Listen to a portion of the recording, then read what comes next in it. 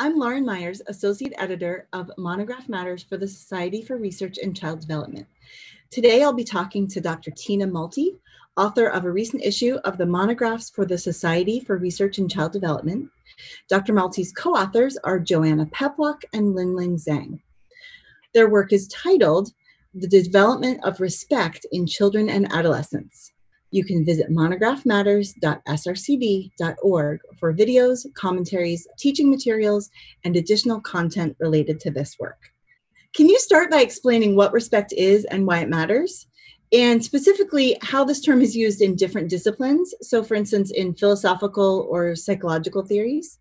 Sure. So respect is a concept, of course, that's been used in everyday life, very frequently and commonly. But in the literature, it's actually used quite differently. There's quite some confusion around it. So, most generally, respect is defined as a feeling of esteem and admiration in response to the recognition of the good qualities of another. So really, when we see or observe someone who is engaging in caring behaviors or something extraordinary or expressing dignity for a human being, then we develop a feeling of esteem for that person. And across various traditions, including philosophy and psychology, there is some overlap in how it's been conceptualized, but also some distinct definitions. I think it's important to consider respect as something like an inner compass that really guides everyday life and really is almost like an ethical compass that helps you navigate everyday challenges. Why does it matter? So because it really refers to the equal treatment of all humans with dignity, it has great implications for civilized conduct, peaceful societies, and the well-being of others and the self as a consequence. So in philosophy, I think many accounts have used the notion of equality as, important in thinking about respect. So the equal treatment of all humans with dignity, or the golden rule, as developed by philosopher Immanuel Kant, is of course very important. There's also a distinction that has been made when it comes to respect. So there is something like a more general respect that's called recognition respect.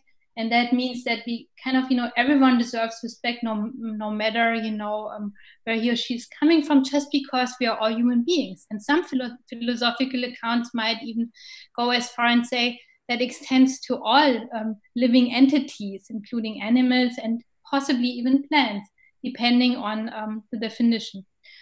Then, of course, there is a more special respect that's called appraisal respect.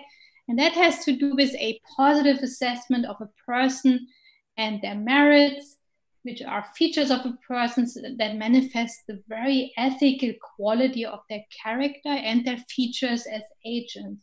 And that really, again, refers to that notion that we recognize and admire the good qualities in another. And that is also the definition that is more broadly used in psychology. And psychologists, of course, have tried to identify themes in respect. And so the notion of equality is important in psychological accounts on respect, but also the notion of goodness and kindness or other-orientedness, but also, of course, the notion of social authority and merit and achievement, which is also very commonly used in everyday life when we think about respect. Tell us some about the overarching goals of your project for the monograph. One of the overarching goals of the monograph was to understand how children conceptualize respect, because to our own surprise, there is not so much developmental research on the topic. Of course, Piaget has been theorizing about it, a long time ago, and we speak about it in everyday life very frequently. There really is this gap in the research literature. And we cannot assume, we thought, that children just, approach us as adults, And so we really wanted to find out, taking this constructivist perspective, how do children come to understand respect? What are the earliest ages that we can, discover, an understanding of respect? And how does it relate to social behaviors, because when you think about respect, it has a lot to do with action. So it's not just about words or following some conventional rules or societal rules. It really has to do with an inner compass that translates directly into action and commitment. And so related to those questions, another aim was, how does respect relate to such social behaviors, and how does it develop across childhood into adolescence? Great. It sounds like you're really interested in the perspective of the child and kind of understanding what the child is thinking from that child's perspective. So can you tell us a little bit about how you went about obtaining your data, and especially about how you conducted developmentally appropriate interviews with children that would really help you get at that child's perspective?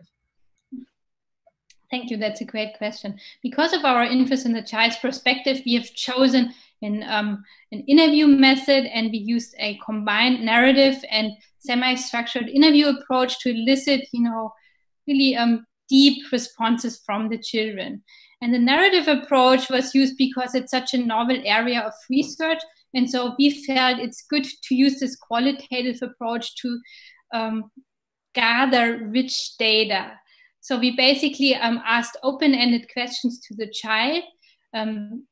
What does it mean to feel respect for someone? And then we'll just let the child talk about what he or she associates with that question, and then prompt if appropriate.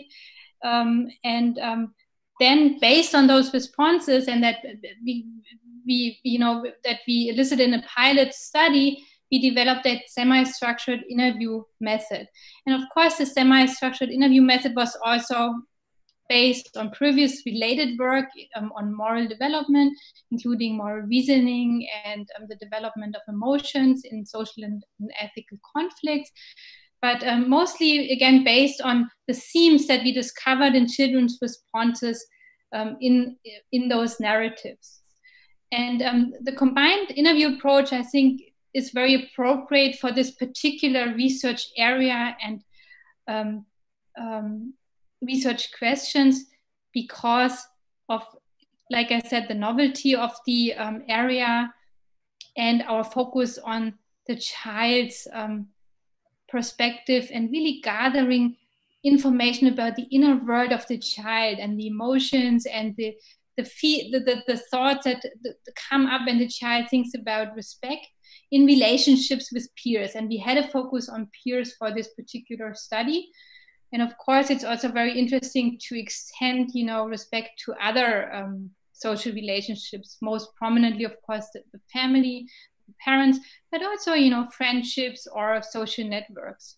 So it sounds like the data that you generated from this project was really rich and had a lot of detail, and again, a lot of the child's perspective coming through.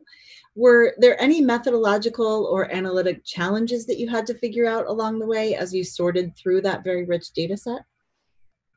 We had some challenges that had to do with the novelty of the paradigm, and so we weren't really quite sure how young we can go with that kind of approach. So we consulted the literature, and related literature, suggested that we can go as young as 5 to 6 years of age. So that's then where we decided we need to create a pilot study and see, do 6-year-olds really understand those questions? And so we did the pilot study, and we discovered that the 5 and 6-year-olds did understand the questions. The majority of them did. And if not, we developed prompting stories to make sure that even the youngest children in the sample would understand those questions. Another challenge had to do with our specific community here. We live in a very diverse environment and community. So typically every sample, and we included 2 samples with roughly 500 children overall, aged 5 to 15 years. And it's extremely diverse in terms of ethnicity and language background. So we had to make sure the questions are appropriate for this very diverse range of participants, so to say, and make sure they understand it, both in terms of language ability, but also in terms of cultural appropriateness. Great. It sounds like you really were very respectful of the children in a, kind of very meta way as you were collecting this data and drawing conclusions from their experience of respect. Would you agree with that? Well, thank you for the question. I think we were trying to accommodate diversity throughout the research process in every single step. And that really does mean an acknowledgement and inclusion of the various perspectives and needs as much as possible.